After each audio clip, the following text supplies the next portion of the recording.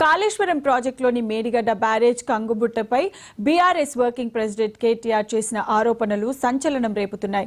మేడిగడ్డను కాంగ్రెస్ వాళ్లే బాంబులతో పేల్చి ఉండొచ్చన్న కేటీఆర్ వ్యాఖ్యలపై కాంగ్రెస్ ప్రభుత్వం తీవ్రంగా స్పందించింది. ఇప్పటికే కాళేశ్వరం ప్రాజెక్టు అక్రమాలపై జస్టిస్ ఘోష్ కమిటీ విచారణ జరుపుతోంది. వచ్చే నెల 5న విచారణకు రావాలని కేసీఆర్ కు నోటీసులు కూడా ఇచ్చారు. తాజాగా కేటీఆర్ ఆరోపణల నేపథ్యంలో ఈ వ్యవహారంపై సీబీఐతో విచారణ జరిపించే యోచనలో ప్రభుత్వం ఉన్నట్లు తెలుస్తోంది. అయితే ఘోష్ కమిషన్ విచారణ జరుపుతున్న సమయంలో సిఐడికి ఇచ్చే అంశంపై న్యాయ నిపుణుల సలహాలు తీసుకుంటున్నట్లు సమాచారం. మేడిగడ్డ కుంగుబాటుపై మహదేవ్పూర్ పోలీస్ స్టేషన్లో ఇప్పటికే ఎఫ్ఐఆర్ నమోదైంది.